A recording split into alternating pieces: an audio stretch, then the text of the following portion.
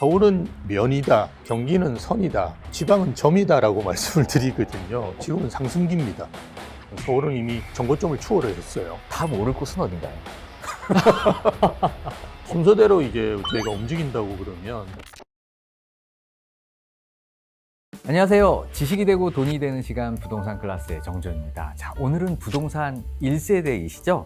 미국 IAU 부동산학과 심영석 교수님을 모셨습니다. 어서 오세요. 예, 안녕하세요. 귀한 시간 내주셔서 감사합니다. 예, 아닙니다. 불러주셔서 감사합니다. 네, 예. 부동산 시장 분위기 한번 짚어보면 좋을 것 같은데요.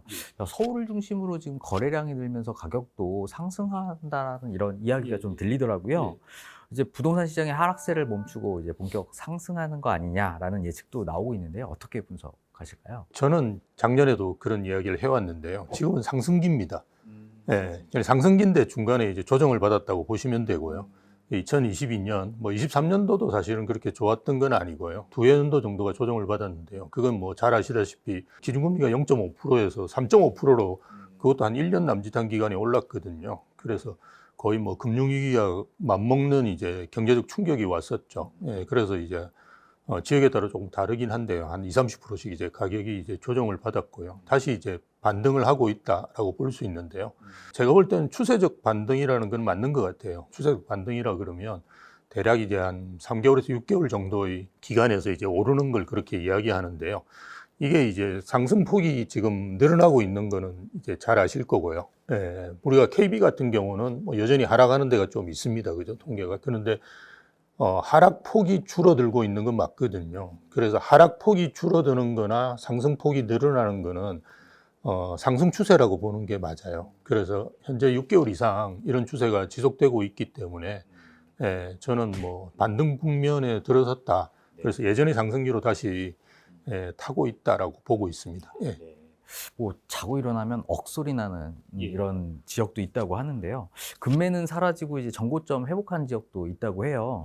이런 현상 뭐 어떻게 조금 읽으면 될까요?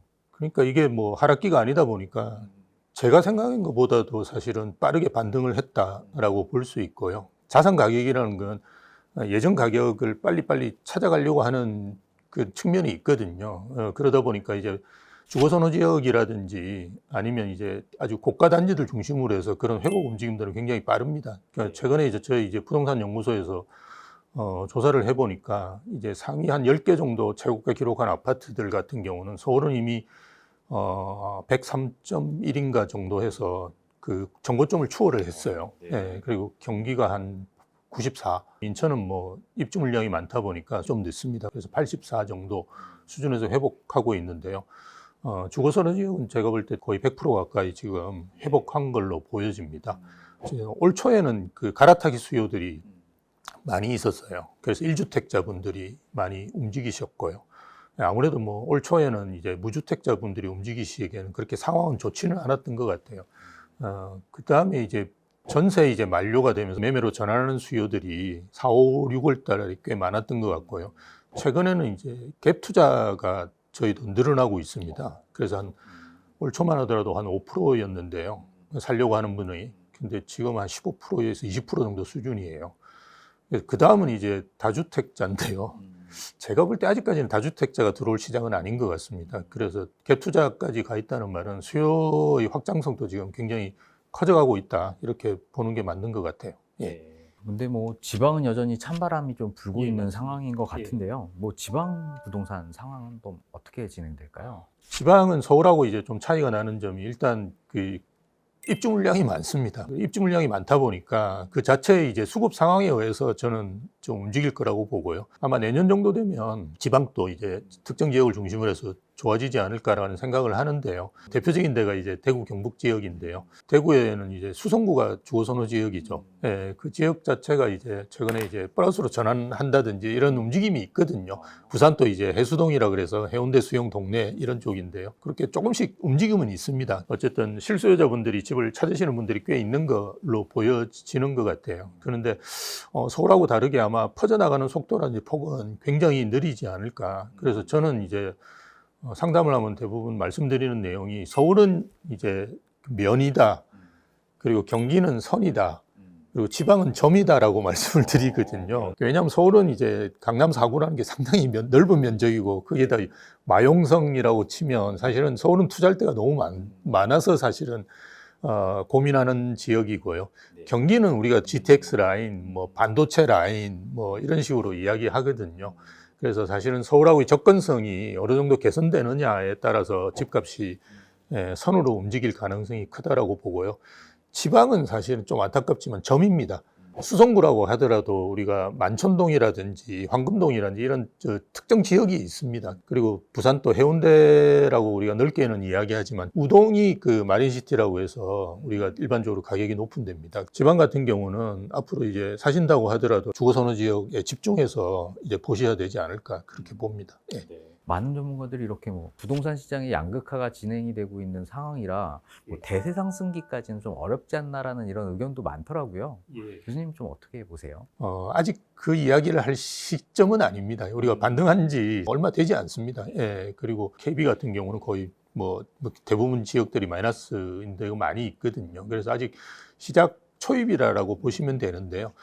잘 아시다시피 이제 서울 수도권이 오르고 난 다음에 지방에 좀 좋은 흐름이 가는 게 일반적입니다. 그런데 예전하고 좀 다른 점은 서울은 공급 물량이 거의 없는데 지방은 좀 많거든요. 지금 뭐 포항 같은데 올해 공급되는 입주 물량이 12,000세대입니다. 그게 이제 전부 신축이지 않습니까? 서울은 이제 정비 사업이기 때문에 30%만 이제 신규로 봐야 되는데 그러니까 공급 물량이 굉장히 많습니다. 그래서 그 공급 물량이 좀 해소되고 나면 주거선호 지역을 중심으로 해서 저는 좀 뭐 긍정적인 흐름들이 있을 거라고 보는데요. 지금 판단하기에는 조금 더 빠르다라고 보고요. 오히려 저는 서울 내에서의 양극화, 지방 내에서의 양극화가 더 심각하지 않을까 장기적으로 그렇게 봅니다. 그러면 지금 이렇게 부동산 시장이 선별적으로 들썩이고 있어서 무주택자분들 중에서는 뭐 하루 빨리 집을 사야 되지 않냐라는 이런 고민을 하시는 분도 계신 것 같아요. 지금이 어떻게 집 살 타이밍이라고 보시나요? 예, 1주택자 분들이 이제 갈아타기 하시는 거는 조금 고민을 하실 필요가 있는데요. 무주택자 분들은 무조건 지금 사셔야 되는 입장인데요. 이렇게 상담을 해보면 제가 계속 초입이라고 말씀을 드려도 올랐지 않느냐 이야기 하시는데요.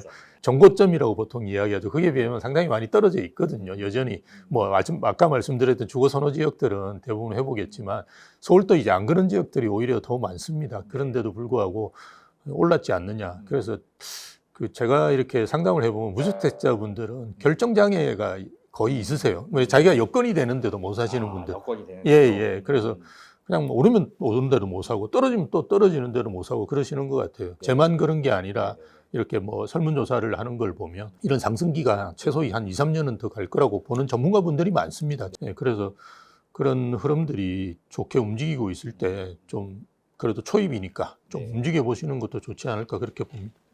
또 한편으로는 또 조급함을 느끼시는 이런 실수요자분들께서 뭐 패닉 바잉을 좀 걱정하실 정도의 어떤 매수 움직임도 있는 것 같은데요. 어떻게 전망하세요? 집이라는 재화는 아시다시피 뭐 우리가 가진 전 재산을 투입해서 사야 되는 거고요. 저도 연끌로 집을 샀던 것 같아요. 뭐 30대 대부분 이제 집을 사신다 그러면 그때 모은 자산이 얼마 있겠습니까? 그래서 그렇게 하셔야 되는데요. 패닉 바잉은 조금 다른 의미 같아요. 남들이 하는 걸 보고 그냥 따라 하는 거거든요. 그거는 저는 좋지 않다고 봅니다. 뭐 이를테면 지금 뭐 강남권에 있는 신축을 막 사시려고 덤벼드시는 분도 계시거든요. 그런 건 저는 조금 늦지 않았나. 잘 아시다시피 주거선호 지역이 먼저 움직이고 그 다음에 뭐 우리 급지라고 하죠. 그리고 급지에 따라서 이렇게 움직임이 순차적으로 일어나거든요. 그리고 급지 내에서도 우리가 신축이 먼저 움직이고 그죠. 그 다음에 이제 준신축, 뭐 구축 이렇게 움직이니까요. 그러니까 다음에 움직일 때가 어딘가를 본인이 판단하셔가지고 미리 이제 움직이시는 건 괜찮은데요. 남들 따라하는 대로 이렇게 막 따라하시는 거는 지금 이제 그렇게 바람직한 그 방식은 아닌 것 같아요. 우리 교수님께서는 일단 상승의 초입이니까 매수는 하는 게 괜찮겠다. 다만 이제 현재 오른 것보단 지금 앞으로 오를 곳을 이제 하는 게 어떻겠냐라는 말씀인 것 같아요. 구독자분들께서 궁금하실 것 같은데 다음 오를 곳은 어딘가요? 서울시 그 도시계획을 보면 3도심과 7광역 중심이 있습니다. 그게 이제 대부분 일자리로 만들어 놓은 거거든요. 그래서 7광역 중심에는 뭐 이미 뭐 거의 도심에 가까운 용산이라든지 잠실도 있고요. 마곡이라든지 DMC라든지 이런 지역들이 있습니다. 그런 지역들을 좀 생각해 보시면 좋고요. 순서대로 이제 저희가 움직인다고 그러면 마용성 다음은 이제 동작구하고 광진구거든요. 그래서 그 두 개가 저는 꽤 의미가 있는 지역이라고 봅니다. 일단 왜냐하면 이제 동작구 같은 경우는 반포에 딱 붙어 있어요. 그래서 반포의 후광 효과를 상당히 지금 누리고 있는 것 같은데요. 이수역 주변이라든지 아니면 아까 말씀드린 흑석동이라든지 이렇게 뉴타운으로 또 탈바꿈한데 이런 데들은 뭐 저는 굉장히 좋다라고 보고요. 그 다음에 이제 광진구인데요. 광진구는 강남 접근성도 굉장히 좋고요. 그동안에 이제 조금 인정을 못 받았거든요. 그런데 최근에 이제 8호선 별내역 이제 뚫립니다. 연장이 돼서. 그러면 이제 별내라든지 다산구리라든지 이런 쪽들이 되게 혜택을 보니까 내 뒤에도 이게 안정적인 주거 수요가 뒷받침된다. 이런 데가 좋습니다. 그래서 광진구도 저는 큰 의미가 있다고 보고요. 경기도 지역 같은 경우는 과천하고 판교가 먼저 움직이고 지금 이제 두 지역이 상승률이 제일 높습니다. 판교 지역이 움직이면 분당으로 움직이면서 나중에 이제 용인까지 가거든요. 뭐 용인 지역도 수지구청도 좋고요. 성북역도 좋습니다. 또 하나는 아까 말씀드렸듯이 과천 쪽인데요. 과천이 움직이면 이제 다음은 의왕이 움직이고 평천이 움직이고 삼분이 움직입니다. 제가 이렇게 데이터를 보면 아직 의왕까지도 움직이지 않은 것 같아요. 그런데 뭐 의왕은 뭐 GTX도 들어오고 상당히 호재가 많습니다. 제가 말씀드렸던 그런 라인이라든지 이런 걸 중심으로 경기도는 좀 보시면 좋을 것 같아요. 네. 지역까지 이렇게 속 시원히 말씀해 주셔서 너무 감사합니다. 그 최근에 이제 영끌족이 다시 이제 고개를 들고 있다라는 이런 소식도 좀 들리고 있는데요. 신생아 특례 대출이 가능한 9억대 이하의 아파트들의 몸값이 좀 높아질 거라는 이런 예측도 좀 있더라고요. 어떻게 조금 저희가 접근하는 게 좀 좋을까요? 서울 지역 내에서 이제 9억이라 그러면 우리가 노도강 금강구라고 서울 외곽 지역이라고 이제 다 이해하시면 되는데요. 원래 이제 노원구가 거래량이 서울에 제일 많습니다. 노원구가 거래는 많이 되는데 왜 이렇게 가격이 안 오르느냐? 매수자와 매도자의 특성이 조금 차이가 있습니다. 이 지역에 이렇게 매매하시는 분들 특성이 뭐냐 그러면 일단 자금력이 부족하세요. 신생아 특례를 받아가지고 이제 뭐 본인 보태고 이래서 겨우겨우 이렇게 하시는 분들이시거든요. 그리고 집주인분들도 자금력이 좀 부족하세요. 깎으려고 막 덤비시고 집주인분들도 많이 깎아주세요. 그래서 우리가 조금 무리하시더라도 한 2단계 정도는 이렇게 점프. 두 단계 점프를 어떻게 합니까? 이런데 구축으로 가시든지 아니면 평수를 좀 줄이든지. 줄이시든지 아니면 월세로 사시든지 그런 방식을 또 쓰시면 어떨까? 그렇게 말씀을 드릴 수 있겠습니다.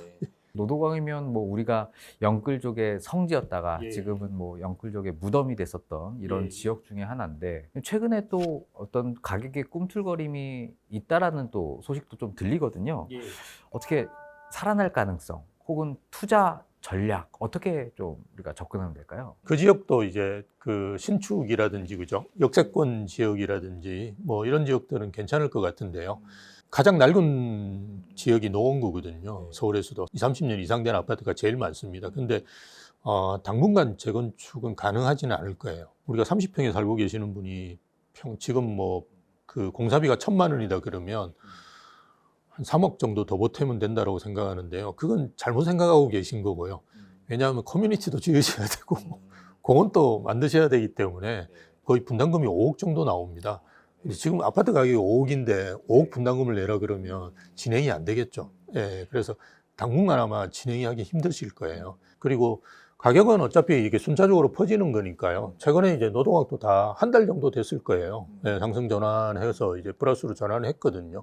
그래서 뭐 이런 지역들은 뭐 충분히 뭐 저는 괜찮다고 보는데 아까 말씀드렸듯이 이제 속도라든지 폭이 다를 거예요. 다른 데하고. 그게 이제 이번 아마 그 반등 시기에 대표적인 특징이 아닐까.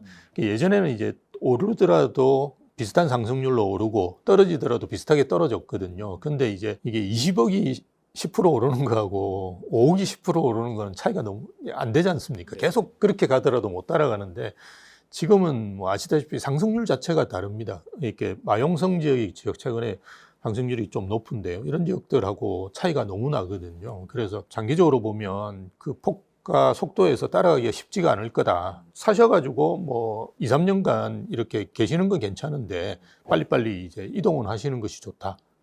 그렇게 봅니다. 그러면 노원구의 구축과 예. 아까 말씀하셨던 수지구의 구축 예. 두 개의 선택지가 제가 봤을 땐 가격대가 거의 비슷할 것 같은데 어디를 선택하는 게 나을까요? 무조건 서울이 좋은데요. 네. 예, 근데 그 상품의 이제 상품성을 좀 보셔야 될 겁니다. 그러니까 뭐 역세권이 어느 정도 가까이 있느냐, 그다음 재건축이 될 가능성이 어느 정도 되느냐, 그죠? 예, 이런 거를 다 따져 보셔야 되는데요.